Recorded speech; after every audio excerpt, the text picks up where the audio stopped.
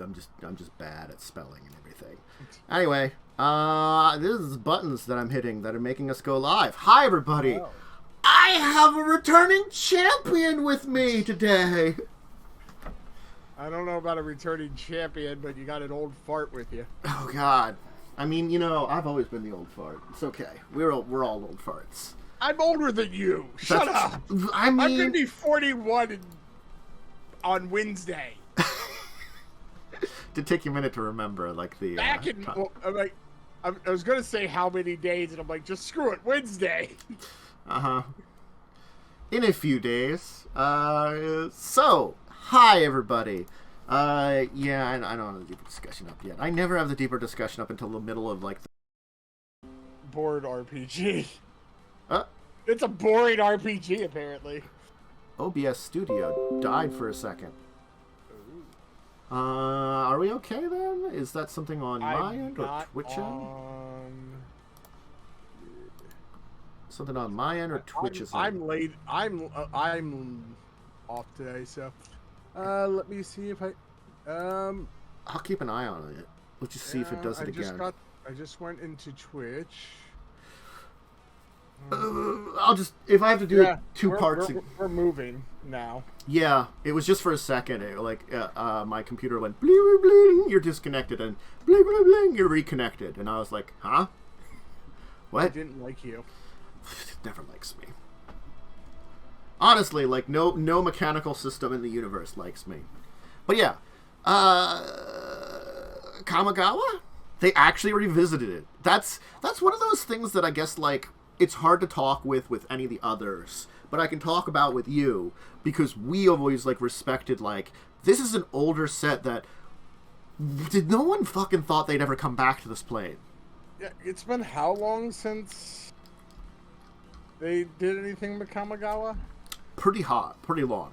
And like their what is it, the Robian scale, the scale that someone who's one of the developers of Magic put out to be like, this is our scale of, like, we can give you this of planes that we're most likely to revisit. And, like, when I think it was, like, 10 was never in a blue moon, and Kamigawa was, like, a 9? An 8 or a 9? It was like, yeah, the chances are, like, no. It's not the absolute no of a 10, but, you know. I didn't think they were going to bring back snow-covered stuff again. That's true. I mean the direction they took with Kamigawa and Neon Destiny was what they needed to come back, you know, because there's Momo. Yes. Hello, Momo. Hi. That's the correct one. We were talking about Kamigawa. You're right here for the beginning. That's something I'm actually interested in. Yeah. I'm probably gonna buy a box, honestly. The thing is, it's I'll play it online. Yeah. Fair. I don't buy anymore. I don't bother buying Magic in the real world anymore. I just get it for free online. That's fair. The thing is, like, it's such an interesting thing because it's sort of like, I'm interested to see because it has this aesthetic of cyberpunk and, like, or maybe neon punk is the proper term for it. Yeah, neon punk is more the term, I think. Which is like a subgenre of cyberpunk. Yeah. And a little bit of that like sci fantasy. But it also has this very, like, definite, the Japanese flair that the original Kamigawa had. Yeah. It's neat. It's just, the aesthetic is neat. Now, you know, there's just certain things that already, like, I'm going to start with, I guess, if we're going to talk about a little bit, the mechanics they've revealed. Because there are 4 mechanics they've revealed, and a 5th one, which was kind of like, subtly revealed. Subtly.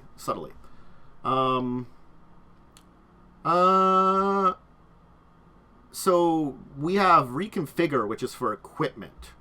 Attach a target creature you control, or unattach from a creature. And I guess, it's a new ability on equipment cards, which is kind of interesting.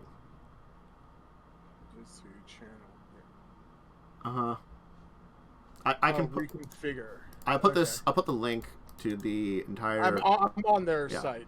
I'll put it out for anybody. I scrolled past it. That's why I'm like. Yeah. Reconfigure. Attach a target creature you control. Unattach from a creature. Reconfigure only as a sorcery while attached. So it's similar to what they did back in the Scars of Mirrodin block, where they had the equipment that was the living weapons. That, you know, when you put it into play originally, you created a 0/0 token it would attach to. This is a creature that can become equipment, or return to being equipment, or return to being a creature. Yes. Equipment monkey. Yeah. It can either be a monkey and attack for you, or it could, like, I guess, like +1/+1, and then transformer and attach to you. You know, monkey power. When it's equipped, it deals 1 damage to the defending player, so you can just keep, you know, having it jump around and, you know, blasting your opponent. Yes, as a sorcery, but yes, you could do it definitely as much as you wanted. As much as you have extra 2 mana laying around. And then they have a new keyword modified that they've kind of introduced, which is the idea, I think, if it has an enchantment or an aura on it or a counter on it, it has been modified. And so they have things that relate to that. That's just a new keyword. It's something that's kind of been around. Yeah, I mean, if it's there's been creatures, you know, if it's enchanted or equipped. Yeah. Instead of having that, they just put it into a keyword. I have to say, though, the example they give on the site, the Aki Ember Keeper. Yeah. At a quick glance, I'm like, I looked at it and I'm like, is that Rocket? That's fair. Does look a bit like Rocket. I like their double face cards because they're both sagas, which have been always very popular since Dominaria, but it catches the flavor of the original Kamigawa, because Kamigawa had those flip cards which were kind of stupid. Their original version of flip cards that were like you turned them upside down, and the idea of like these as like still having some kind of flip card, but like having sagas become something is kind of cool. I like it. Oh yeah. Saga, becomes a 6/6 creature. Ow. Yeah, some of the sagas are really cool. I mean, it costs one of every mana type and a colorless.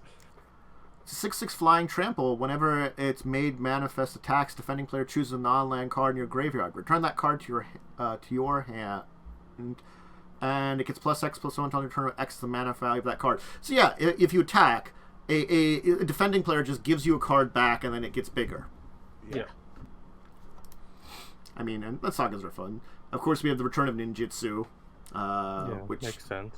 And I mean, that was a major mechanic. You know, they're not going to get rid of that. And then channel, which is another returning one. What's that? Channel, I like channel. Yeah, channel's fine. You can discard a card for an impact instead of playing it. You know, so you have choices of like the example they give is a creature where you can either cast as a creature or channel it. It channels like a better version of Cycle almost. Yeah. I think the last thing that I kind of wanted to throw out there is they have a keyword completed now because they have a Phyrexian Planeswalker. Oh. Tamio got caught by Jin-Gitaxias in the storyline already. Neat. Yeah. So, yeah. Jin-Gitaxias, one of the Phyrexian Praetors from New Phyrexia, he's on Kamigawa and apparently got a hold of Tamio with the help of Tezzeret, who's still alive, and made her it's, I guess, like the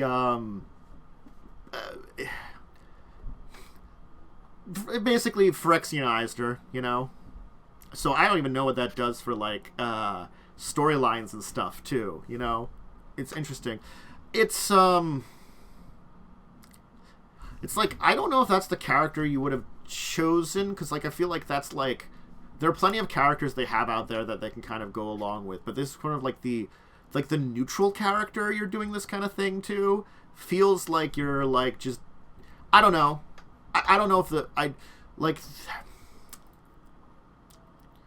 I I feel like they usually try to push their planeswalkers as big characters, and they do a lot of stuff to them. And some of them, like, it makes sense, and, like, I feel like it's the kind of thing of, like, when you think of something like a very good example, because I've always compared the Phyrexians to the Borg. When the Borg get somebody, there is possibility with future technology of going back. It's not easy. But the most likely is that person is gone. They're no longer there. And it's like, is it a fate worse than death or better than death? I don't know, because it's like their existence has been removed, but the being still remains. It's that kind of like catch-22 that makes the Borg a little more scary, because they're not killing people. They're just changing you in such a way and removing your existence. That's kind of the same here, it feels like, a little bit. So I don't know. That's why I'm like, I'm just like, I don't know if I like the idea of it. Less that, like, okay, you know, they got Tamio, whatever, but I don't really care too much about the character overall. But it's sort of like the idea behind it, you know. It feels like a very dark storyline anyway. It's a lot different than the Nicol Bolas dark storyline in a way. I don't know. It's just my opinion on it. But no, they've thrown out a lot of interesting stuff here. They've only got a little bit of the card image gallery up and running. So I'm just gonna make a Kitsune deck. Yeah, you can. That's what I'm gonna do. I mean, they have the option now. I mean, you had the option before, because I think the Kitsune have already been around, but I mean... Yeah, they've been a thing. Now they're around more. Yeah. I saw someone post one that was like a Kitsune car mechanic. And that card amused me a little bit. I can understand that. The Kitsune car mechanic. I think there's the one thing is, like... I do want to talk about some stuff related to Magic in this section a little bit more in a second. But I feel like at least their core sets are being interesting. You know, they're keeping interesting. Like, I think I've said it before, and I'll say it again. Like, this set and, like, the Streets of New Caparra, which is Demon Gangsters. See, that sounds interesting, you know, and creative and different. And it's not just revisiting... Innistrad for the 50 billionth time, or Ravnica for the 50 billionth time. We really need more vampire cards, though. And Talk more about werewolves. Talk about an offer that you can't refuse. I'm sure they're gonna do that joke, and I really want them to.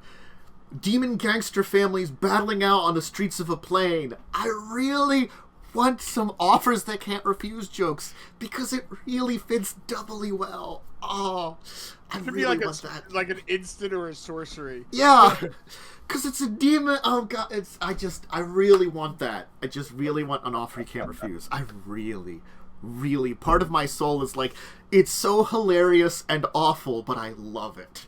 I love it so much. And of course, I had to make the joke there. Yeah, thank you.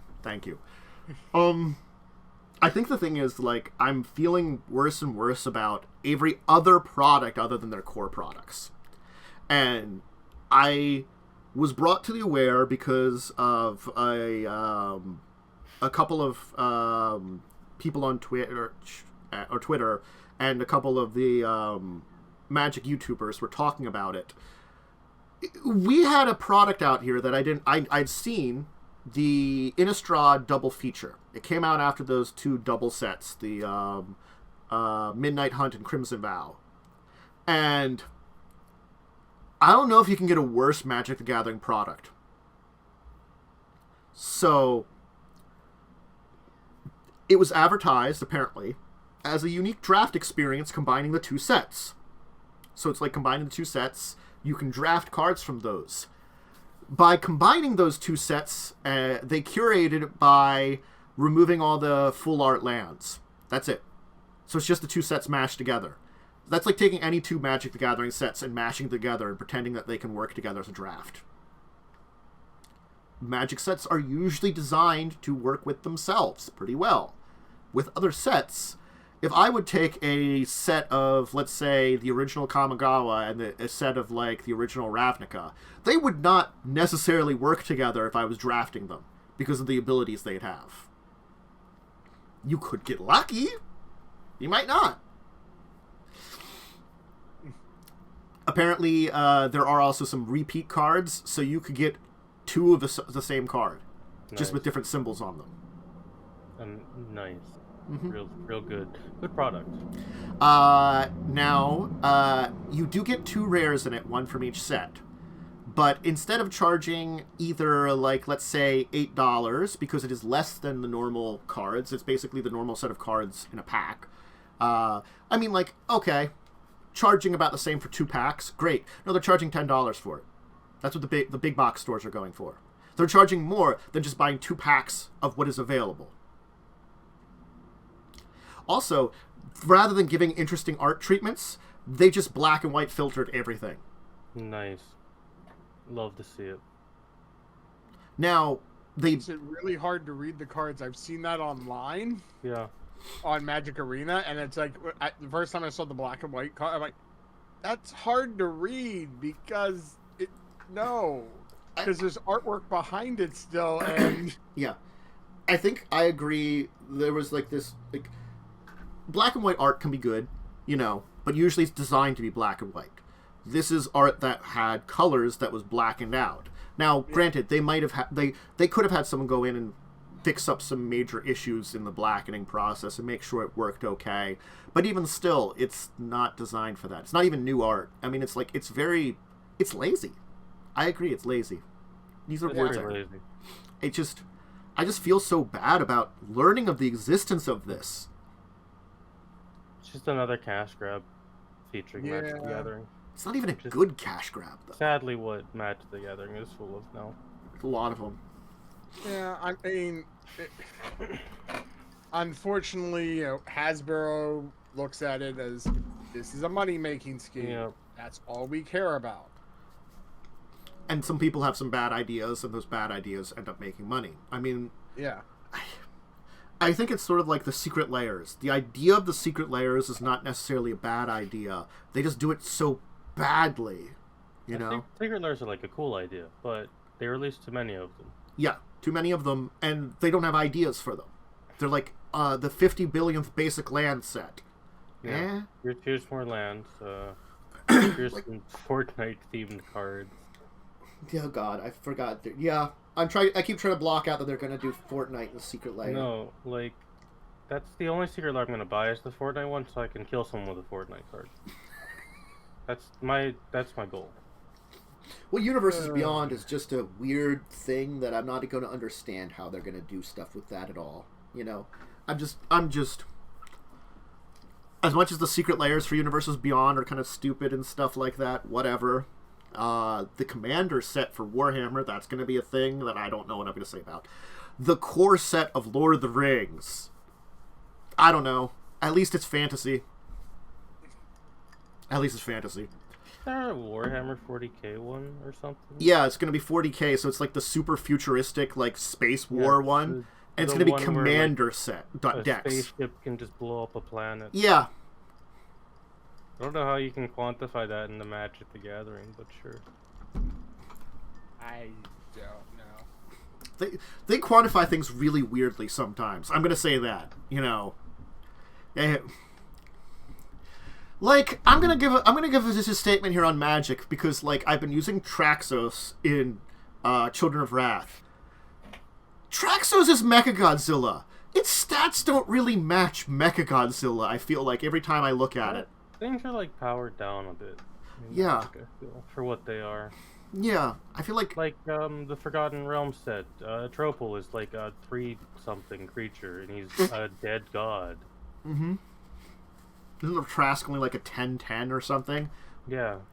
There are bigger things out there, and I'm sorry, Trask is not supposed to be, but I guess they don't make things that big anymore.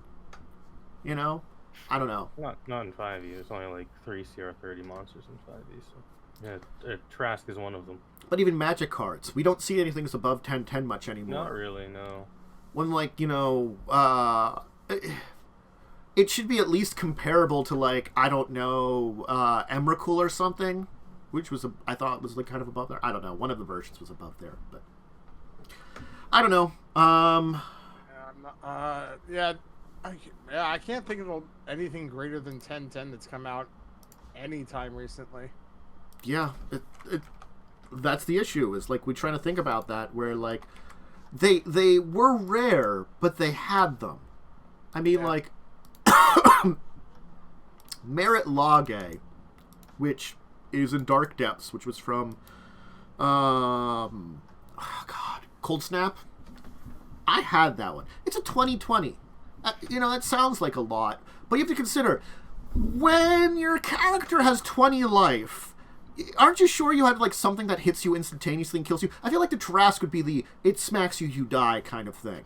You know? Yeah. Yeah, I mean, like, I actually don't know. I have to actually look at the Trask card to see what it does. I would Just spelled Trask completely wrong. Right? Probably. That thing is insanely hard to spell. Granted, I know it's because there's a mythical creature that it's named after, but, it also still makes it very difficult to spell anything that exists with it. As I cough a little, I'm going to drink some water and not die. Well, at least one of those I won't be doing, probably.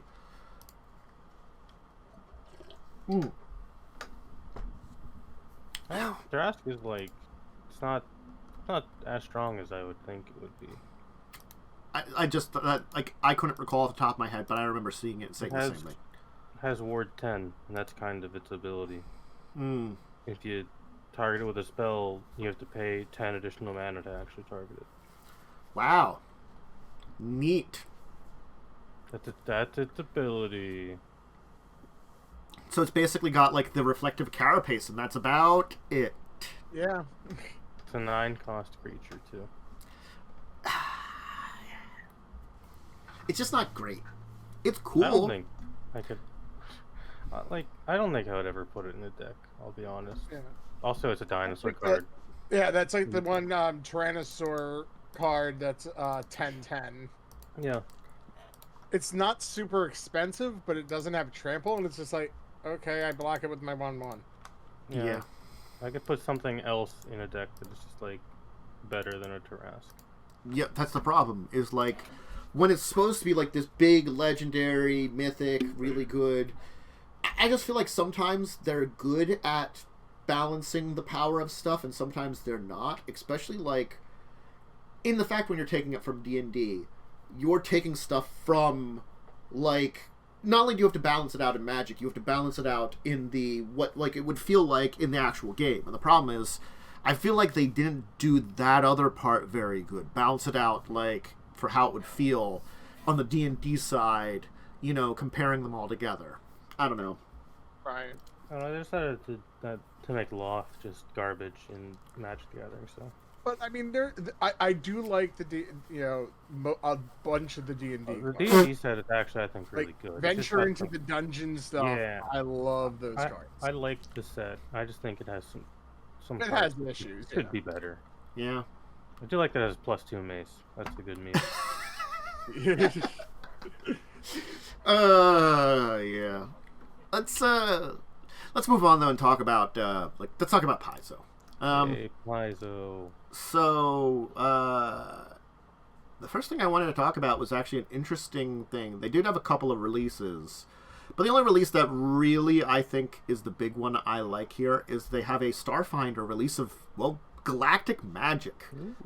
And I feel like that's a really good one to throw out there because, the thing about Starfinder is it's a sci fantasy, but it's a different type of sci fantasy because it's it's hard sci-fi. It's, spaceships and star travel, but it's also got that fantasy element to it, which you don't get that a lot with that level of stuff.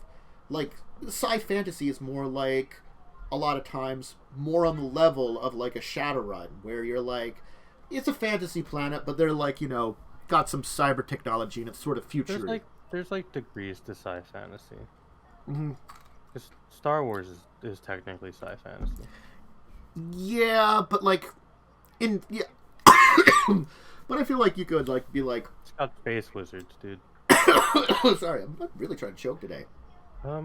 You could equate No dying. You could No equate the dying on stream. You could equate the space wizards to like psychics though, or something, which usually has I like do a bit more than psychics. They do. I'm not saying that they don't do a lot more, and they are more space wizards, but I get a lot of their powers and abilities kind of feels like that's kind of like psionic level of things. That's fair. And kind of like, you know, the big things are like push and pull and stuff. You know, a lot of times, you know, or like mind tricks. Which, with psychic abilities, though more fanciful, always have, like, a sci-fi feeling of, like, you know, human evolution, like, super evolution kind of thing. So it feels a lot more grounded science-wise. That's why, like, yes, I agree, Star Wars is a sci-fantasy, too, but it hits harder on the sci-fi portion of it. I'm just reading this new class. Precog is the new class that's been added. Yeah. They're delving into psychics. Yeah, which is kind of neat. I think they're doing more psionics as magic kind of things, so that's why they're doing it.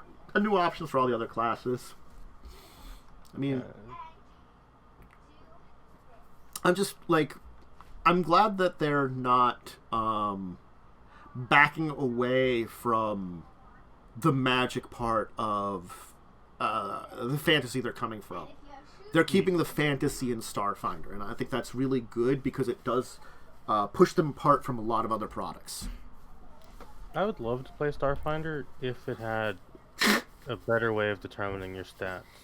Because the way of determining your stats is kind of bad in Starfinder. I'm sure there's some like alternates that we can look into when it's literally better to just roll your stats than do what they want you to do.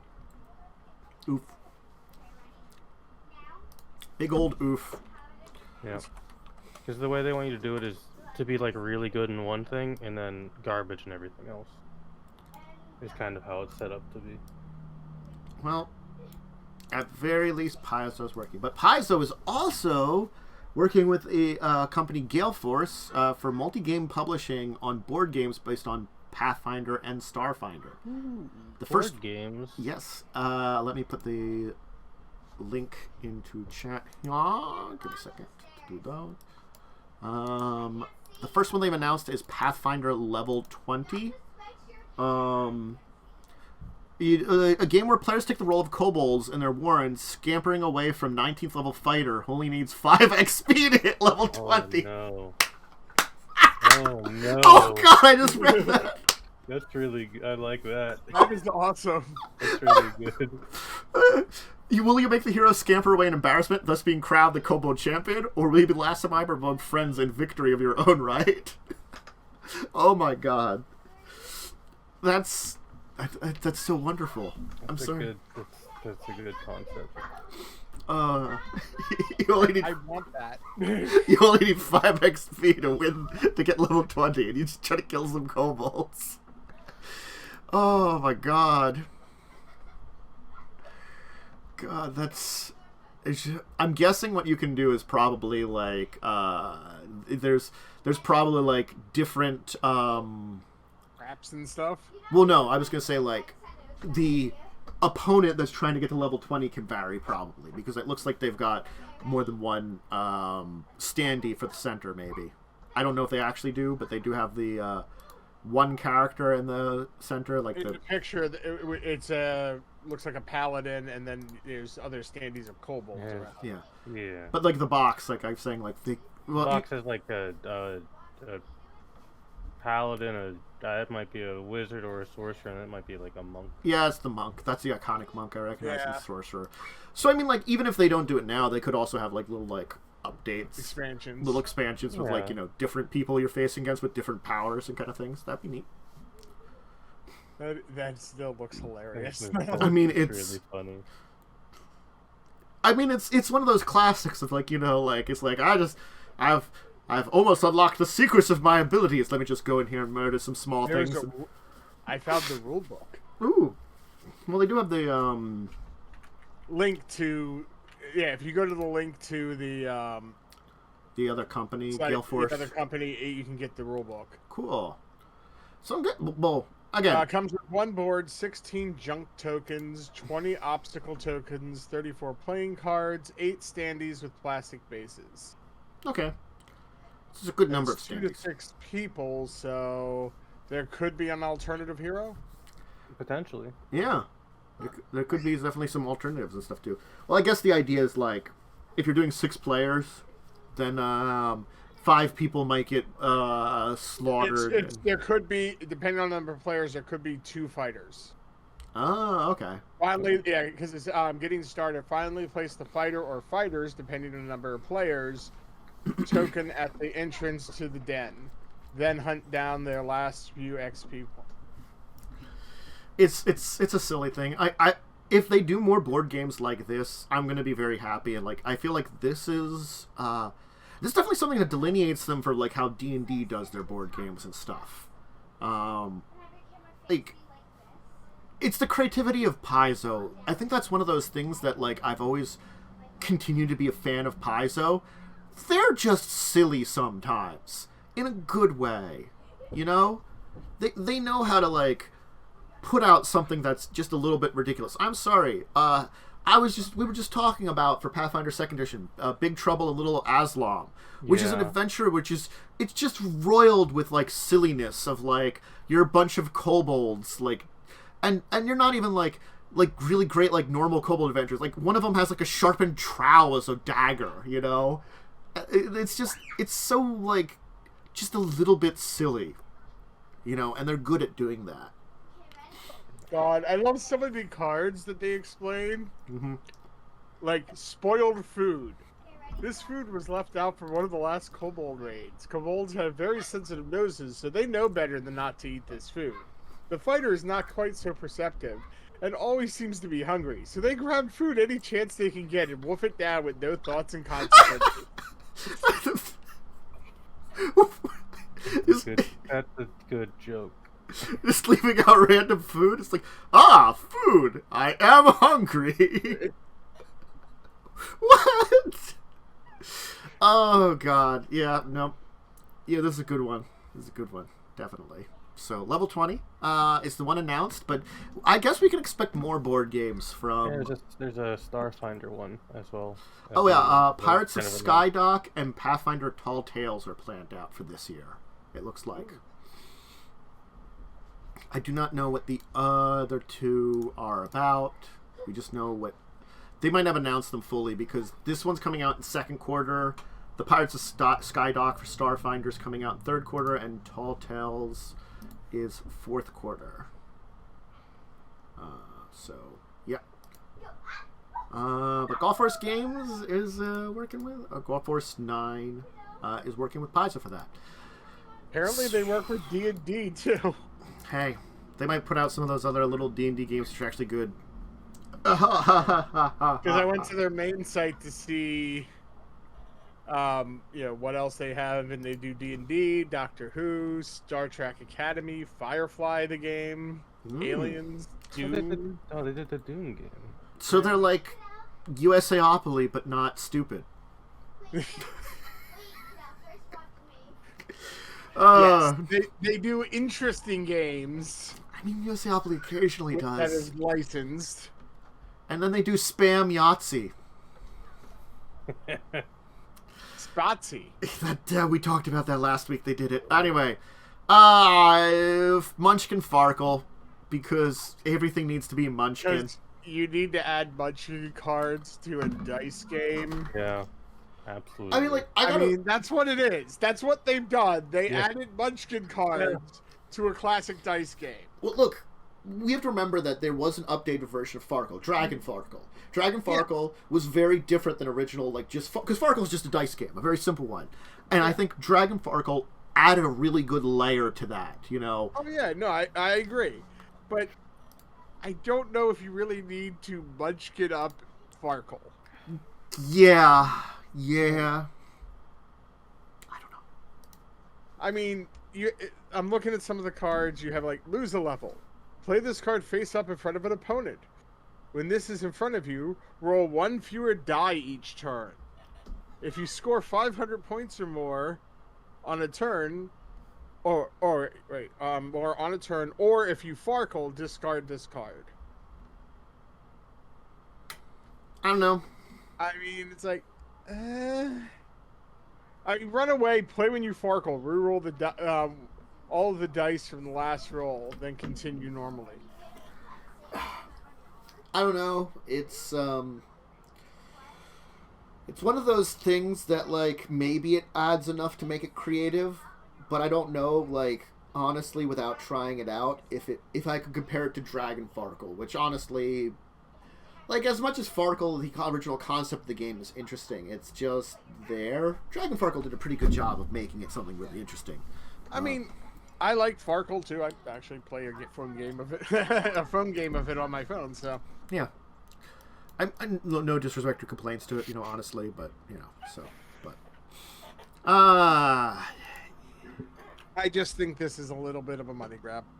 Yeah, it's we can't think of anything else right now. Let's do this. It's kind of just how I feel about Munchkin now. It's like, I just can't think of anything else, so here's something stupid for money. Yeah. Munchkin babies, it's really a terrible product, probably, maybe good, I don't know. But it's a concept that didn't need to be done. There's like, short-lived, yeah, the TCG. Yeah. Collectible, yeah. It's like, that was really bad. I remember trying that out when it first came out at, we did PAX Unplugged. PAX Unplugged, and it was like, this is horribly unbalanced. Oh, yeah. Man. There's a Warhammer 40k Munchkin on the way, too. Not surprised. Warhammer's mating with everything. They are now, too. That's a great way of saying it. Warhammer's mating with everything now. It's true, though, because Warhammer, it's like, everything has doing like a thing of Warhammer. Yeah. Maybe there's... I don't know if they're having trouble with sales or they're trying to find other streams of revenue or what, but no, Games Workshop just likes making as much money as possible. Makes sense. They also increased the price on their miniatures again. Well, the thing is, I could also see that that's an in-person game. Oh, yeah. Yeah. Unless you're doing like a tabletop version of it, like online, which then you're not buying the minis. So they probably got hit hard with COVID. Yeah, probably. Yeah. So they probably are trying to find other revenue streams to make up for what they lost during the pandemic and possibly still losing. And Games Workshop also loves handing the Warhammer license to literally everyone in existence. Warhammeropoly? That'll probably... I wouldn't be shocked if that already exists. I will also agree. I wouldn't be shocked if it already exists. Yeah, I'm just... Anyway, there have been... Yeah, USA Obley made one already. Of course! I'm just going to move on to Liminal, because Modifius had put out 2 Liminal products. The thing is, like, this is interesting that they're putting out products. One is free, the second one, and the other one is 1.5 pounds. Like, that's not a lot. I can check how much it is very US. expensive. That's like $3. $3. It's $3 US. Well, they have actually 16 different So one shot. for Liminal on the ones Morpheus' site. Oh yeah, they've got a lot of it. Oak and the Amulet is the new one, and then Pax Londinium is the south side is the free one. Well, the digital download for Pax Londinium on their site showing $11. The south side is the free one. Oh, yeah, okay. yeah. So it's I think it's a spin-off of PAX Unlimited. The south side is $0. Yeah. Yeah. There's a few for $3. There's a bunch for $3.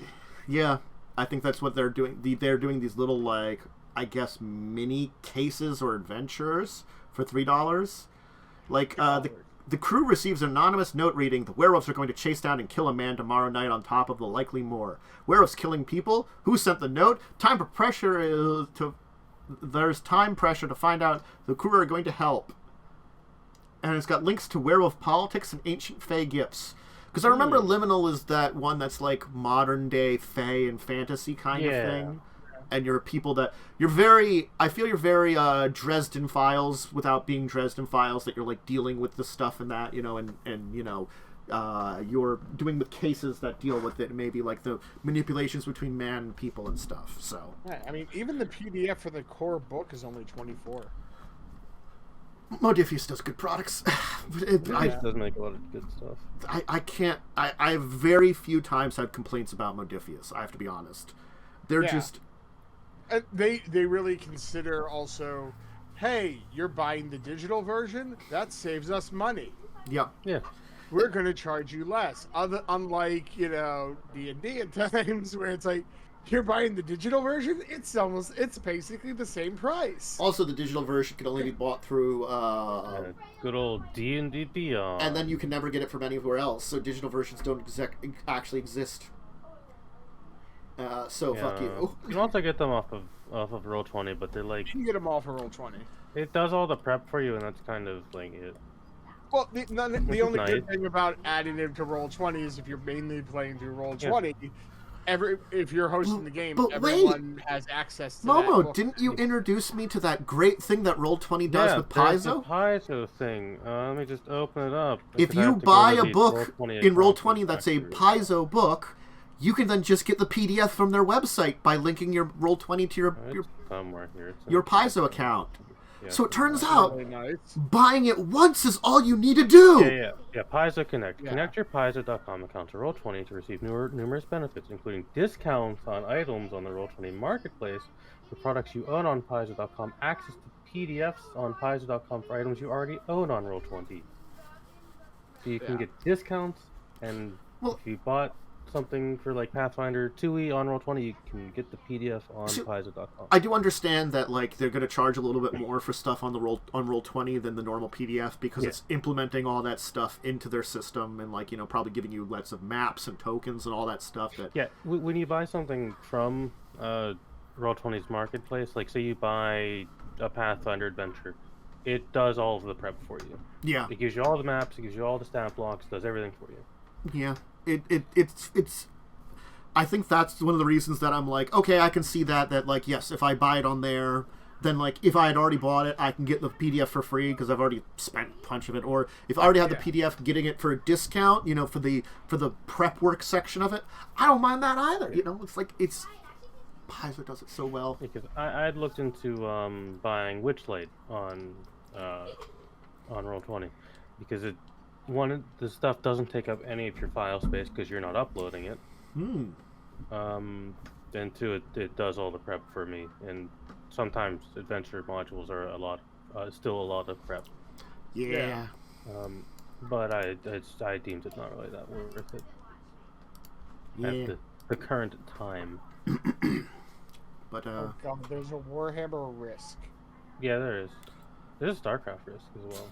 So yeah, Liminal. Again, like I think that's one of those things I have to say about Modifius is like, no matter what RPG system, you're going to probably see some product for it eventually again. They're not really good at like forgetting their own RPG products. Like randomly, we'll get like a Conan or another one of their like RPGs that you're just like, I forgot you were going to do more of that. And they're just like, yeah, we're going to do more of it. We just, it takes us a while in between there because that one's maybe not as major as some of the other. Yeah. They've done a great job with Star Trek, though, too. Oh, yeah. They really have, yeah. Star Trek's really good. They're doing a really good job with, I think they did the Fallout one, right? Yeah, the Fallout one. Yeah, the Fallout one is, like, actually really good. I still wish we could have finished that last Star Trek game. Yeah, it's just unfortunate that things kind of broke apart. I mean, like, honestly speaking, I've always considered running a Star Trek game over the years, but the problem with that one is it is a very hard one to make. Maybe, like, what Josh was doing a little bit would be good, like, making, like, have your main character, and then maybe, like 2 or 3 sub-characters that you could have, And you're supposed to do that, because... Like, if there's something going on in the ship, and you also need an away team, it might not send you might not send, like, the full, like super parts of the crew, like, the captain's but probably... You're not going to on average, you're probably not sending your main engineer on the away team.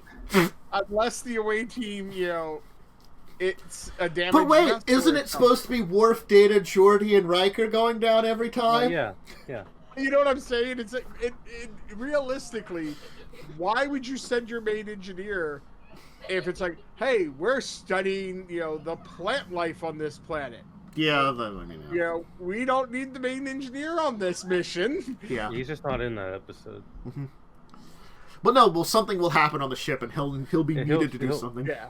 Yeah, Well, they'll need something. They'll beam someone up, and something gets through the pattern buffers and everything.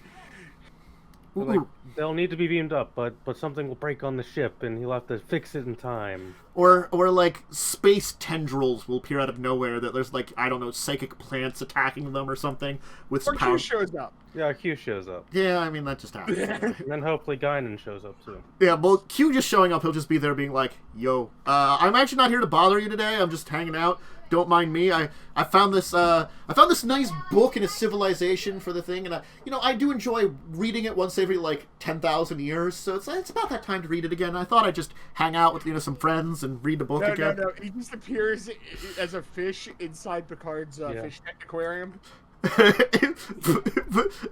but he can speak, so he's just like, Picard. Holy crap, fish. I don't know. Oh. And then Wesley Crusher will save the day. Oh God, no, he won't. Sorry, Wesley. I'm not nothing really busting Wesley completely, but I'm sorry. Like they always used him as the MacGuffin of problems rather than MacGuffin of I don't have song. a problem with Wesley Crusher, but like most of his episodes about him are just skippable. So. I mean, there's some really, really good ones. There's a few. Yeah. The first time, I can't think of the actor's name who played Tom Paris shows up. When he is at the academy, and there's that whole theory that Tom Paris actually was that guy, and he just changed his name and went back to the academy. Maybe, but anyway, I'm just gonna put this out here for our last main news topic. There's a Dark Souls RPG that's coming. Dark Souls. They are the people that did the Dark Souls board game is doing the RPG now. I'm curious how this works because you die a lot. Is it supposed to be die, come back? I don't know. That's the thing in Dark Souls. Is you die, you lose your levels, and you come back. So I imagine it's like maybe we'll have a thing of you'll get XP, but if you die, you'll respawn, but you have to go get your XP back. Right? And you might have to That's the core loop of Dark Souls. And there might be like a leveling up mechanic that you have to be somewhere and do something to level. Yeah, like you have to be at Firelink Shrine or whatever the fuck it is in Dark Souls 2 and 3. Never played Dark Souls. I like the first game. The second one I've never finished. The third one was okay. As someone that's not really played it, but I've definitely watched people play, it's fine.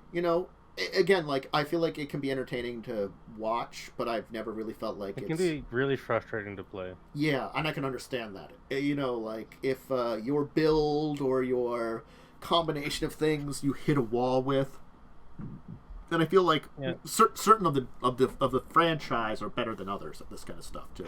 Yeah, like Dark Souls 1 is also pretty jank. Mm-hmm. Yeah. I also imagine like your main way of healing is gonna be you have limited healing in the RPG. I'm gonna imagine because Estus fast, right?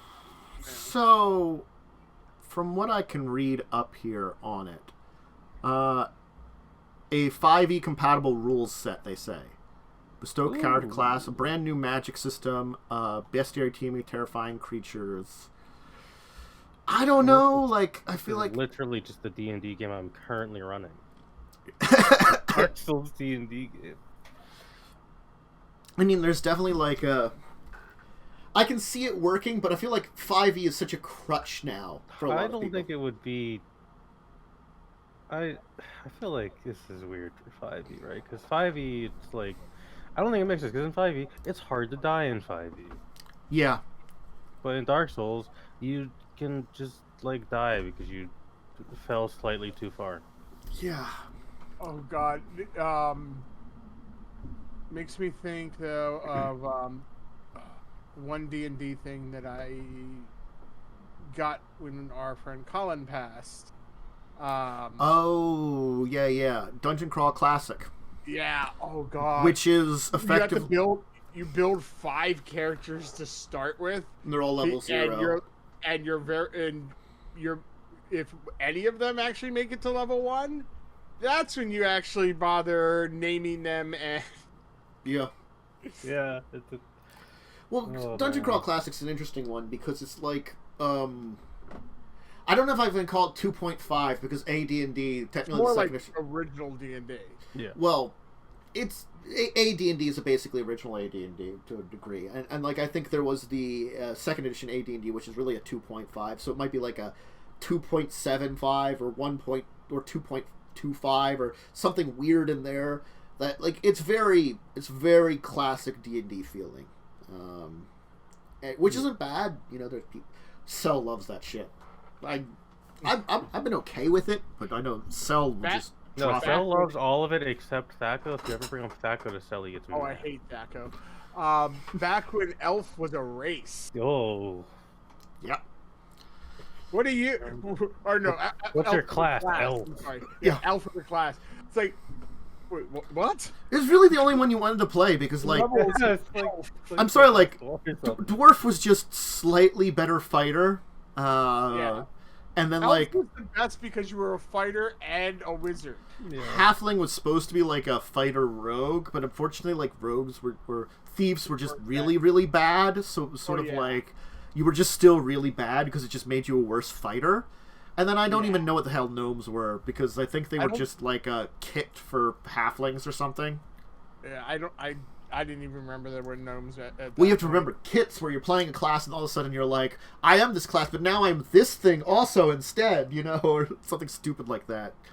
My halfling turned into a gnome. Yeah, in the character building part of it, you're doing that early on, but you're basically You know what I'm saying? It's like my halfling turned into a gnome. Yeah. What? I mean, like, I will say, Steamforged games, they do a lot of good products, so I'm sure this will, like, honestly be fine. I think that's one of the things I can agree on because, like, I've heard good things about both the Dark Souls board game and the Resident Evil board games, which they've done. Yeah, those board games are really good. The only thing I have to say is, okay, go ahead. The Monster Hunter World board game is apparently, like, designed really well from what people have seen, so... My big thing is, I can't see them having done an RPG before now. No, I don't think they've done an RPG before. Since their first one. So I think they might have done an RPG before. I didn't see one in their game section, but that doesn't mean that there I isn't think one. they mostly... Hold on, I'm gonna look up. They did a Kickstarter last year. Yeah. No, yeah, I think this is their only tabletop RPG. Granted, they are using 5e, which makes it easier, but again, like, it's their first one, so not that they don't have a great pedigree, but there might be issues. You know, that's the kind of thing. Yeah, a tabletop RPG is different from a board game Yeah. in a lot of ways. Really? They do say be prepared to die in, like, one of their press releases on this. That's just the Dark Souls tagline, pretty much. Yeah. So, I mean, I'm guessing they've done something to make it that there will be death Probably. slashing. Yeah, I would hope so. It wouldn't be Dark Souls if you didn't die at least once. Yeah. But the idea of just, like, death and coming back and trying again is that Yeah, they're it's probably... like- It's probably like because the core thing of Dark Souls is learning over each death and then getting better and better. That's the core thing of Dark Souls. So, I mean, in a way, though Dark Souls is more brutal, it is actually, like, like an actual easier system than even 5e then, because in 5e, yeah, your character's gonna die. There's probably not gonna come back sometimes. Yeah. A good chance of it. This one is, like, yeah, you're gonna die, but you'll just come back. Yeah, Dark Souls is like this dark and brutal world, but, like, it has the thing of life doesn't matter, so whatever. Yeah. Nothing in life matters. Go do something stupid. You don't say. God, I thought I would finish this before we got to this section. Wait. What's the next thing on the docket? That is Kickstarter corner. No, deeper discussion. Deep Scar discussion is the next one. Deeper discussion is a thing. Yes. This is a good one. This is a good one for Joe here to be here for, because you like a lot of calm in your character. Jokeish characters. Jokeish characters is our topic to discuss today. Since you haven't been around for it, we've been hitting up these like topics that we've been discussing what it means to play with them and understand them in your games. And so here's a topic: Jokeish characters. Now, what I'm gonna have to define this here because I thought about the definition when I put it on my list of deeper discussions. It means a little bit of like your meme character or a comedy character or, you know, a character that's in a way just silly. I will say, this is an important one here. The first thing is like there's a balancing act between this entire thing. Oh yeah. Yeah. I mean, there's silly to the point of the whole game is just, you know, a silly game. Yeah. Which we've done before. Yep. And those can be fun for like a one shot or something. Or maybe a couple of sessions, but not a long term game. Yeah. Definitely agree on that one. And then you have your, you know, I've done versions of this character a lot, like the kind of trickster rogue or magic-y trickster rogue that is very upbeat and likes to, you know, screw with the party at times. And, you know. Yeah. And I think that can bring something to the game, especially if it's like is like a darker game. Yeah. It can help balance that. But you have to know as a player when to bring that out and when it's not really time for it. A man with a badger on his head. Yeah, a man with a badger on his head. I played that. Shows up to the party. Gets the Gilbertus and kobolds for a while. And then just jumps off a 60-foot tower to stab a dragon. That was epic. It was great. Or a man who controls a druid who controls squirrels. Yeah, you know, the druid. Yeah, that man. Like, we just, you know, like that character's meant to be insane. Certainly, you know. And like I can name like a couple others. Like I think good examples in like our experiences. Our friend Colin, who passed away, he would always play the same dwarf named Chipple, a dwarven fighter, where he stole that name from a hentai. Let me tell you that way. oh, Yes. no. Yes, and so then he's like Chipple, and it's always supposed to be like the manliest dwarven female. Even like, granted, you could do like the Tolkien-esque where all the dwarven females also have beards and stuff, but there's a lot of ones that don't do that. Did do this dance of the 7 beards. There was the joke about that where she had 7 beards because she was just like. There's just something about Chipple that was just weird, and he always played a dwarven fighter named Chipple that was female. I don't think I've ever played a full joke character. Yeah. I've certainly played played characters full that have a joke. bit of like humor to them, right?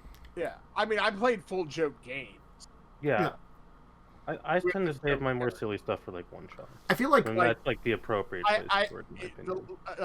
The joke character, the one silly game I can think of was I had a monk with wooden fists. Nice.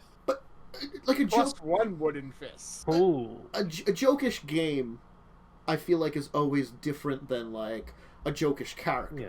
You know, a jokish game, you're expected all to be jokish. A jokish character, and I think that's the title of this does lie to this because there's like different levels of it. There's the character, as you were saying, the rogue that does little pranks or tells jokes or something.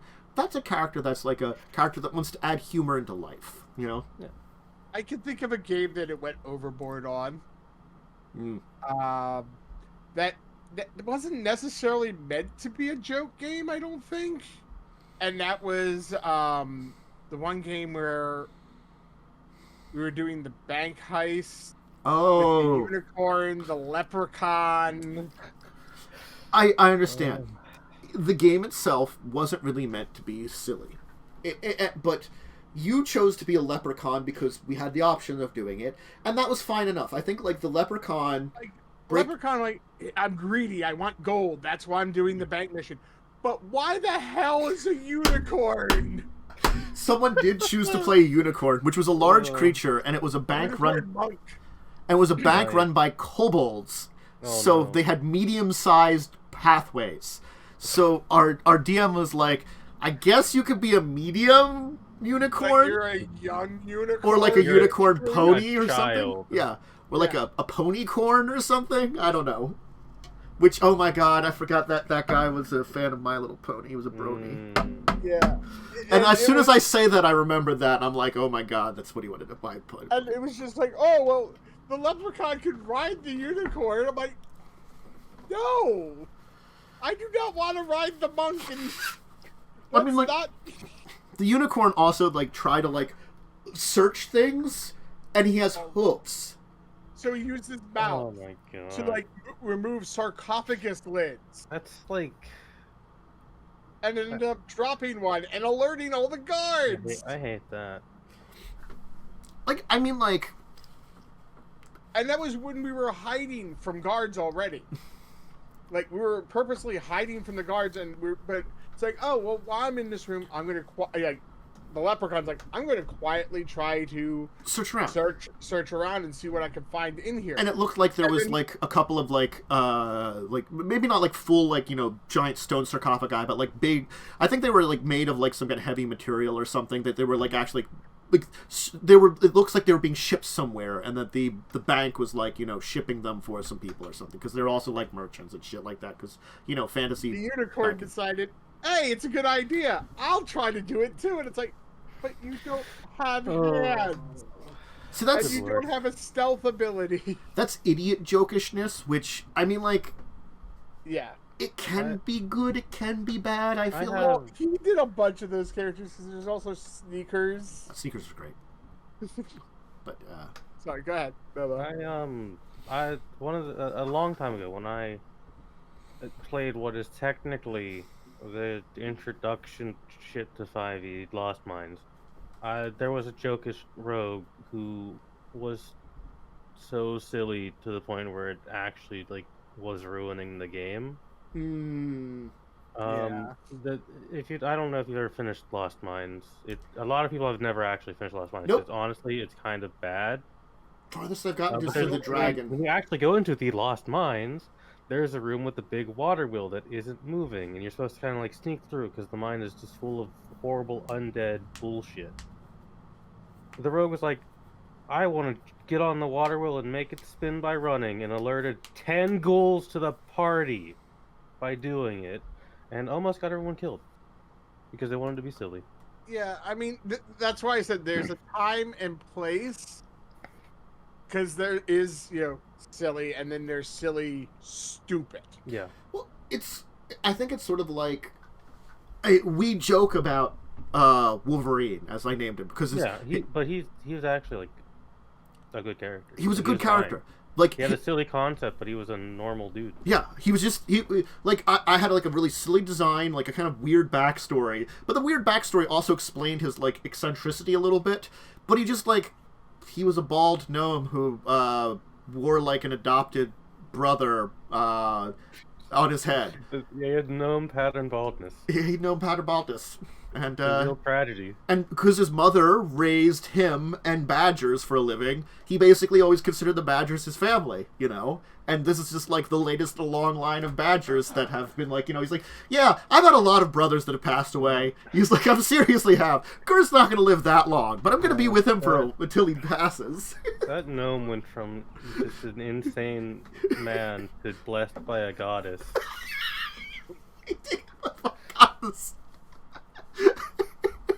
And somewhere he's adventuring on top of a giant... He's still in that world somewhere. Yeah, he's still with a badger on his head and still riding a giant bird because I got an axe beak. I gave you an axe beak. So basically, I'm a giant gnome. I'm a gnome on a chocobo. You know, and then there's also accidental joke characters. Yeah. Yes. Like my one sorcerer in our One Evil game that was Enil Firebreeze. Like, Anil Firebreeze, we made jokes about his name. You know, He Febreze was big at also the time. became a staff of fireball for a while. Yeah, your soul was put into a staff for a while, then you were reincarnated, and I think, like... And I would say another one I could think of that was kind of my fault and unfortunate was your one character, Vargas. Yes. Mm-hmm.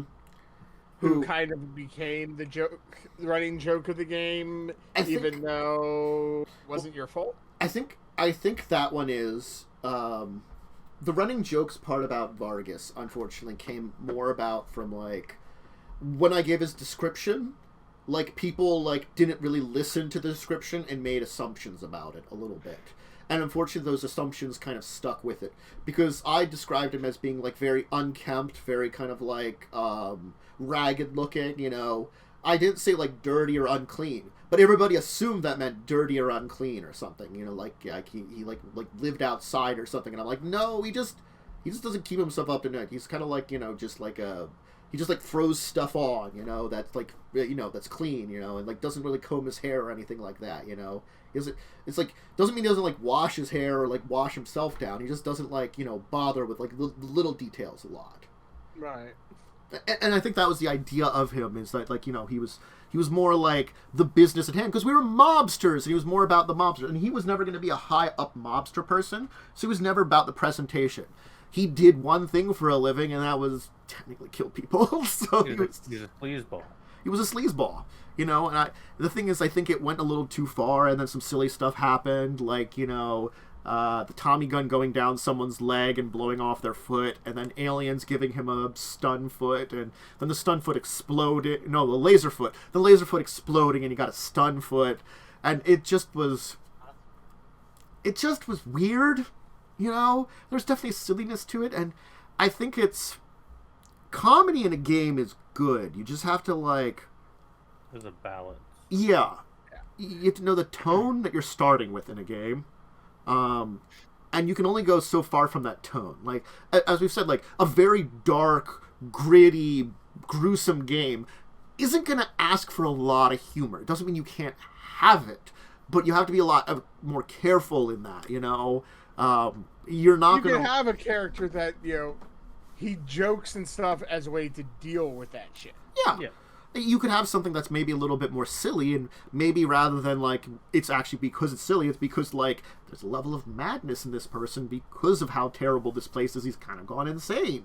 And that could be, like, a little dark twist to the, you know, silliness that the, you know, the person kind of is. Like, you know, it's someone that wears, like, colorful robes or something in an area. You're like, that's just weird. You stick out. Everything can target you. And like, you know, maybe it's because want everything to target them in the end, you know, or something like that, you know. It's little things like that that can work with that. And then, like, in a normal game, you know, it's like, you don't want to be disruptive to it. I think that's the big thing we put out about this. Like, I made Badger Wolverine, because he went by Wolverine, but his real name was also Badger, because I was just a silly person and just didn't really name people very well.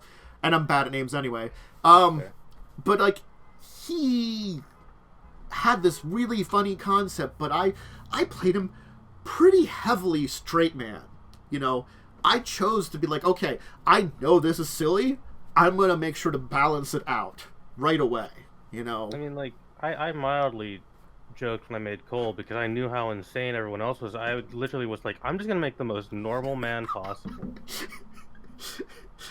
Oldish man, too. The most normal dude. Why? It's like, I'm too old for this shit. Yeah, that's the joke. He's just too old for your bullshit, so he's stuck there.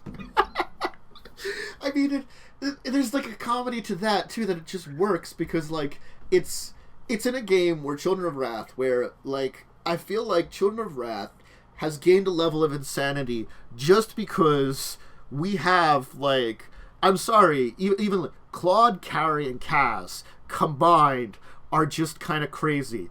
I mean, the five of you originally were all to a degree insane.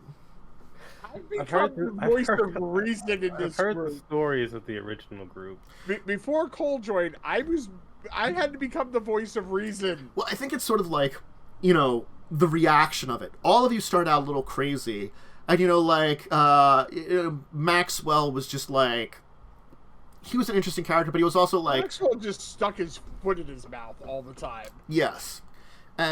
He just got himself into situations. The charismatic bard who just made poor choices. Mm-hmm. I mean, all of you made poor choices. Yeah, I mean... Yes, but he, like, I'm going to read that guy's mind. I'm going to push on it. It's like, but they... if they make their save, they detect that. Yeah. Are you going to assume you can overcome their saving throw?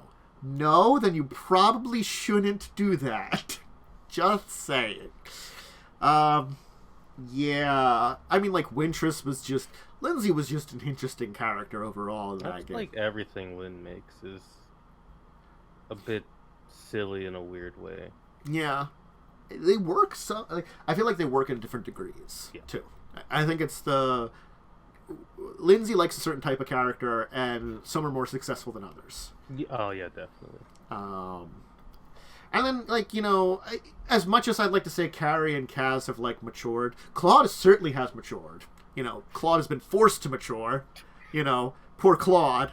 You know, but Carrie, I think, like, maybe a tiny bit? Just tiny bit. Tiny bit. I mean, she's on chamomile tea to calm herself down rather than massive amounts of drugs. I guess. Yeah, less drugs. And maybe Kaz has gone more insane. I mean, Kaz keeps putting the monocle on. Yeah, the monocle's causing him to be more insane. Also, he has plans to, like, suicide himself and, like, just create, like, you gave him a nuke, and he's going to use that nuke when he dies. He's planning on it. We'll see how well it goes. You gave a crazy goblin a like, massive destructive weapon. But there's, like... And the thing is, he used to be more responsible. Now he's kind of gone, fuck it. It is the opposite direction for Kaz, you know. I think Carrie's a bad influence on him, honestly. Yeah. I mean, Claude has gone from, I kind of want to die, and whatever happens, to, okay, I want to live now. Let's stop doing stupid crap that's going to kill me. Yeah, like along this journey, like, Claude found, like, you know, a new lease in life, and also, like, has begun to, like, accept Claude's being, you know, as being this collection of souls and stuff. You've begun to accept this thing and being like, yeah, I have a life that is on my own now. I am this collection of things, but I've created myself. You know, that's a good storyline for your character. But, like, yes, then the other two are just idiots a lot of times. Oh my god. No.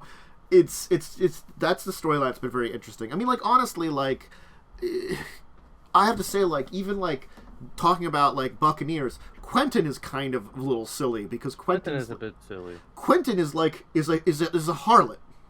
Yeah, basically. He is the ship's man whore. Pretty much, yeah. He like just keeps trying to bang everyone on the ship. Yes. He's just like my solution to figuring out how good you are or to get on your side is, why don't you sleep with me? Yeah. That's pretty much it. And I'm like thinking to myself, like, I'm sure there are people that take you up on that. I'm sure there are. There are plenty that don't. Like, you know, you guys don't spend long enough at sea for people to be that desperate. You do visit large cities where I'm sure there are things called brothels. Yeah, there's one has a brothel temple. There was a brothel temple that you visited, and you sent the nerd. We sent the chaste nerd to the brothel temple to get information because they're good at it. Humber was real mad about that one. That was hilarious. See, like, and silly things like that can happen in games. I think it's like the silliness in the game that comes and goes. That's how much your tone the GM's going. You as a character, I feel like, recognize the tone of your game. That's the big thing. And then once you recognize that tone, you can kind of explore what's the top and bottom end of that tone. Like, you know, when you want to go darker, when you want to go lighter, and what works within it, you know. And honestly, like, just try not to disrupt the game. I guess it's the best way of saying it is, don't disrupt the game, you know? People very easily can, unfortunately. You really easily can. It is very easy to disrupt the game, unfortunately. And, you know when to backpedal if you get in the wrong spot. This is the other thing, too. Yeah. Yep. So. I don't find a tabletop or Kickstarter. I mean, I don't honestly didn't really look. I don't look at About Kickstarter it. that often anymore. I occasionally, like when I'm looking for topics, I might find one to bring up. But like the Kickstarter corner was really fun back in the day. I feel like most of the time nowadays, if there's an interesting Kickstarter, I throw it as a main topic. A lot of times. Yeah, I mean, like, It was better. I feel like to shout out years ago when it was like a lot more discovery, but it's like it's harder to find an interesting Kickstarter that's like a new discovery, nowadays, because there's a lot of them. It's like, the thing. the only Kickstarters I ever pay attention to are like stuff Ghostfire Games does, because I use 2 of their settings to run games. I might, And I was already going to look at those anyways, because I was going to buy them. yeah, I might just end up merging the Kickstarter corner with the main topics nowadays. I've been thinking about it for a while, just because again, like the show and the world is evolving, honestly. Yeah. Our week in tabletop. Yeah. That's our big end of our show kind of thing, where we talk about our week in tabletop. Did anybody have anything on Sunday? I did have something on You Sunday. had a game on Sunday. I had a game on Sunday. Previously, we had killed some trolls. Ooh. And this is going to be important to remember, because our fighter put a troll into a headlock. That was 2 sessions ago. Okay. I don't know why. It worked, though. He strangled a troll to death. We went to my character's old wizard tower, because I'm a wizard. Several people don't know how magic works, so they accused me of being a witch, which I'm not. I'm a wizard, first off. That's inappropriate terming. But already learned I was taught all my magic by a horrible necromancer, who I then murdered because he was a necromancer. And then we went and fought a necromancer who the fighter put in a headlock and grappled. That's the fighter's character now, is just grappling everyone. just headlock it. Yeah, he just headlocked this. He headlocked this necromancer, which annoyed me because I couldn't do my AoE spells. So I'm just like, you know what? You're probably fine. I'm just gonna fireball you real fast. Hope you're not mad about it. So I fireballed a necromancer and our fighter, and the fighter was fine. I mean, now we're fighting an orc wizard, because we have to go kill 3 wizards because they're being dicks. Good times. Anybody do anything on a Monday? Not that I'm aware of. I think we didn't do anything on Tuesday because Star Wars doesn't happen for a few weeks. Yeah, they still had like 1 more week than that. They still have 2 more weeks. Doesn't happen anymore. No, well, not anymore. Momo's going to be doing a Star Wars. Yeah, I'm running a Star Wars game. Yeah. Which is going to be interesting, because I don't remember that much about Star Wars, but there's a whole ass Wikipedia I can look on for that. Yes.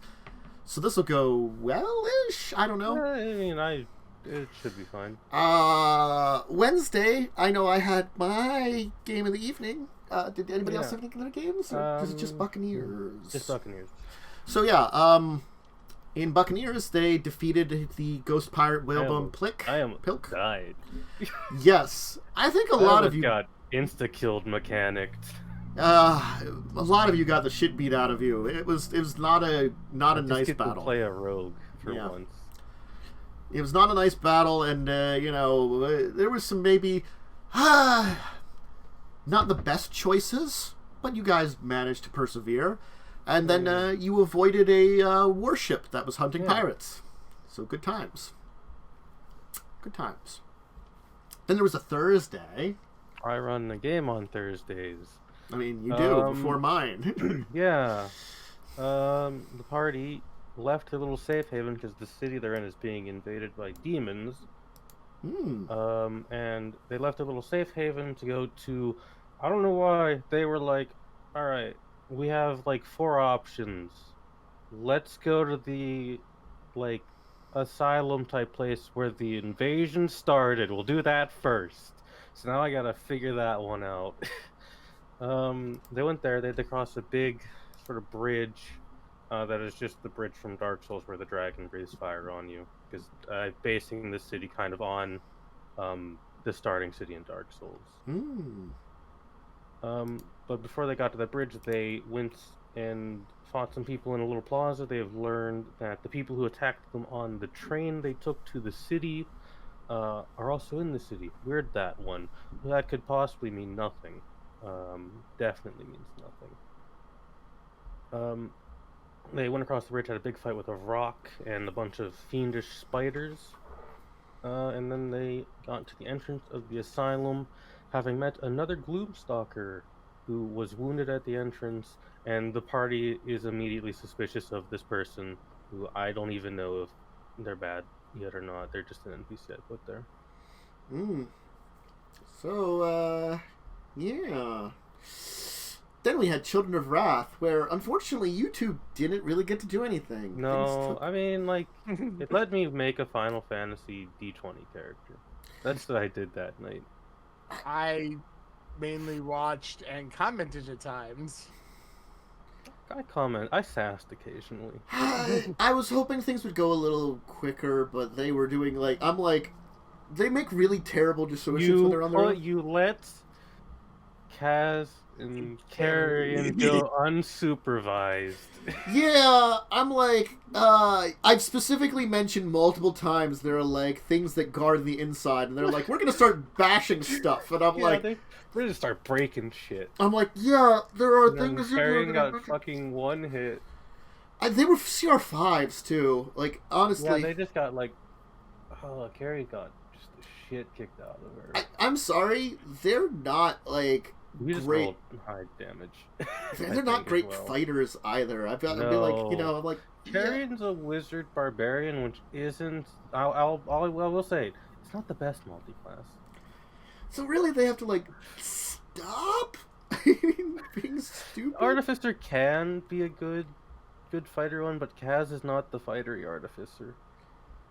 Yeah. Actually, I mean, he can be at times. Yeah. I mean, he's done some decent damage, especially with the turrets. Yeah, you missed the Pirates recap, Lightning. Sorry. Yeah. Yeah, if they didn't have that dragon, that would have been a much harder combat. I probably... God. Well, the thing is... Screwed. The thing is, I would have probably had them fight less, too, but it's also, like, it's hard to judge your team. I gotta be honest, you know? So, like, I was thinking about it, and even if I, like, subtracted for the dragon and had them fight, like, 3 of them were what would have, like, just nuked Carrie early on. Yeah, Carrie had, like, 14 HP that whole encounter. Yeah. Like, and then, like, the dragon was distracting some of them, too, then afterwards. So it was just, like, it helped out. I'm like, I don't know. It just... Will Carrion learn anything from this? No. Probably not, unfortunately. Does Carrie learn anything at any time? No. No, unfortunately. It's a shame I wasn't there. Well, I mean, she learned not to do drugs anymore. That's like a pretty good lesson to learn in life. Yeah. Drugs are not the answer to your, like, yeah, insanity. I made the fightery character, who's literally a fighter. Somewhat of a fighter. Like 5 levels of fighter specifically. So, I don't know. They did necromancy. They did necromancy. I don't know how well that's gonna go. Weird shit happened. Totally wonderful. I'm sure the druids will be fine with it. We'll see how things go. Just gonna say that. We'll see how things go. I mean, honestly speaking, they're at least making the, in quotation, right decisions? I don't know. The one that they don't have to fight Mechagodzilla. Yeah, I mean, we won't have to fight Mechagodzilla. That's true. We might just unleash an undead dragon onto the world, though. Yeah. Dracolich. Yeah. You know, that's fine. That's okay. Someone can deal with that, you know? The Magic the Gathering Super Friends can deal with it. Yeah, I mean, like, you know, you just, like, summoned the non-planeswalker version of Nicol Bolas, effectively. Fine. And also, like, turned it into like a undead cyborg. I mean, that's really kind of what it is. This is I'm what happens really when worried. This is what happens when the two voices of reason aren't there. Well, they said that was their plan. Like, I try to have the dragon be a little bit of a voice of reason, but the dragon doesn't know what's going on. So the dragon's just like, are you sure this is a great idea? This seems stupid. You know? Sure, They didn't tell us what their plan was. Yeah, I just don't think we realized that, you know... Here's the thing. My character's too stupid to understand that plan. My character has 8 intelligence. Yeah, well, He's a I'm dumb boy. smart enough. Well, I think I have an 11 intelligence. My character's not the brightest man. But at the same time, it was like, well, I trust Kaz knows what he's doing. That was our mistake. He is normally smart, and the thing was, for a long time, he was also reasonable. Yeah. So I kind of trust him. Our mistake was trusting Kaz in his current state. I think the other thing is, he also used the words, they were going to resurrect it, and they're like, that doesn't really hint at the fact that, like... They're making it undead. That's really the only thing they can do to bring it back. I'm sorry, it's a bunch of bones in a giant body, you know? You're not bringing it back to life. You can't do that. You need a true I thought they were resurrection trying to like, access its memories or something. You know, not making an undead abomination. They could have gone about it in a slightly different route, but for like the direction they started going led them this route. Like the thing is, the only other thing they could have done is attempt to actually bring about its soul directly into the body of it again, kind of like possessing it in a way that would have been really less hard to do if you're not a cleric. Yeah, you guys don't have a cleric, so that tends to be the hard. I get that. It's just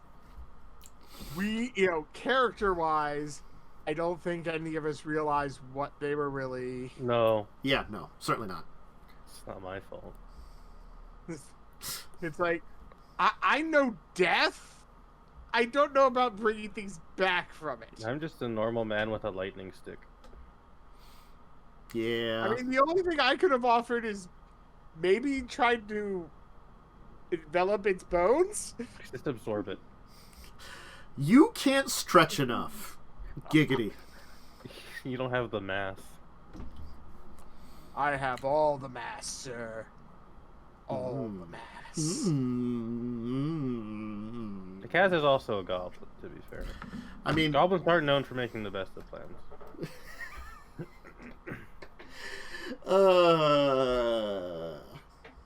Yeah. But like I said, he is known for making great plans. Not anymore. He's put that monocle on one too many times. He's put the monocle on. He makes 2 saves, one versus madness and one versus it trying to embed into his flesh. What the part of the yes, these are powerful items, but they're also like horribly cursed that people don't understand. I don't know, just drink the vial of blood. I mean, you know, Just do it. there's other items that they have. They have a collection of them. I honestly only remember what half of them do because you guys have like not done anything with any of them. And also a couple of them ended up with characters that left. Like Winters and Maxwell had some. But like they could FedEx them to us. Yeah. They could. But yeah, so that was Thursday. It was a thing. Did anybody do anything on Friday? I was in a game on Friday. Ooh. I work for Magic School now. Oh. The rest of the party, I don't know if they really work for Magic School. They didn't accept the work papers, so they don't have a real job. I do. Good luck. God. I got a real job now. It's like, I got a real job now. Jerks. Yeah. And then we're sent to go investigate some islands. We went to the smallest one first, because that would be the easiest one. The other 2 are the size of a continent. Those tend to be very difficult to investigate if they're continent size, just saying. Found nothing on the island except a single mausoleum, which is not weird at all. On the mausoleum was a riddle that everyone promptly ignored and just cast knock on the door. No one read the riddle to me because I don't speak the language it's in. So we went in and we found like a TARDIS situation where the inside is bigger than the outside, and by that I mean the inside is a giant mansion, which is pretty weird. And we fought a bunch of golems inside of it. And Cell continued to never be able to roll above a 5. That happens a lot for poor Cell. Fought a bunch of golems, and we found a box, big sarcophagus that has all schools of magic being flown into it, which I wanted to open because I, as a player, just a person who's helped build this world, I know what's in there, but I decided not to because my character wouldn't open it. And that was pretty much the game. Good times, good times. Well, sounds like we had an exciting week of games. Well, mostly exciting. Oh, I forgot. I had another game too. I forgot because we moved it to Fridays now. I had my Pathfinder 2nd Edition game. I almost forgot about it. We didn't actually do a lot. We got back to our town that we came from, where we spent some of the massive amount of money we got to like fix up a castle we own. You know, and that old chestnut. And then after we did that, we like did a few things in town, and then some guy who's apparently some kind of slaver sent us a threat, a friendly threat message. It was like, we want to hire you for a job. If you don't come, we're gonna murder this guy who's been working for you. So we showed up, and he's like, hey, you people, you're known for liberating goblins from some tyranny. You know what we want you to do? Work as slavers for us. I got so pissed off in game. I'm just like, fuck you guys. So now I'm going to do horrible, horrible things to them. And also I called the guy who was trying to hire us a complete idiot. Because I'm like, nice. I'm just like, you're just really dumb. You're like the worst at this, aren't you? I actually said that to his face. I mean, he really is the worst guy. He's the worst criminal. He doesn't know who he's hiring. He's just like, I'm going to hire you on to do criminal stuff and threaten you at the same time. And totally, if you show up, that means that you're up for criminal activity. What? You're... Anyway, so, that was the thing that happened. Yeah, that's fine. Hey! It's a good episode. Yeah. Honestly speaking, I think that the topic was a good one. We've had some great topics. I enjoy a lot of our topics that we talk about. Glad to have you join us, Joe. I hope you can get a few times here in the future again. As usual. We'll see what I can do. Yeah. Always glad to have you, Momo. Always exciting. Lightning had to work. We'll hope that Lightning we can pop back in here and there occasionally. Maybe we can drag Umber out of his hovel. Umber's like, he's got Final Fantasy to do. I mean, he's had a lot of things going on. Yeah, he got the plague. He got COVID. He's feeling better though. Last I talked to him, he was doing pretty decent. Yeah, sounds like Lightning's also started playing Final Fantasy 14. Yeah. The power of Final Fantasy 14. See, time for more Final Fantasy 14. Speaking of it, no. Bad Lightning. Bad. Anyway, we're going to pop off now. I hope you have a great rest of your day. My current schedule is throwing back to, should be probably, the confirmed stuff is going to be next Wednesday, of course, with Buccaneers of Shackle Sea. Anything else other than that is kind of like up in the air, but I will throw up a stream schedule tomorrow evening, as I've been trying to do now. Are we doing our Thursday game? Yes, but I'm saying the next thing. We do have we've got okay. Thursday, discussing tabletop next week. Those are the main things that are definitely on the schedule. The other stuff is going to be I might keep it on the schedule. I might move it off the schedule. I'm not sure yet what I'm going to be doing. That's fair. I'll throw together a schedule and throw it up. But certainly, I hope everybody enjoyed the show and learned a few things and got to be both happy and annoyed with Wizards, as I'm constantly doing, and just annoyed It's like my general mood with Wizards of the Coast currently. and just annoyed with Steve Jackson Games. It's also That and USAopoly.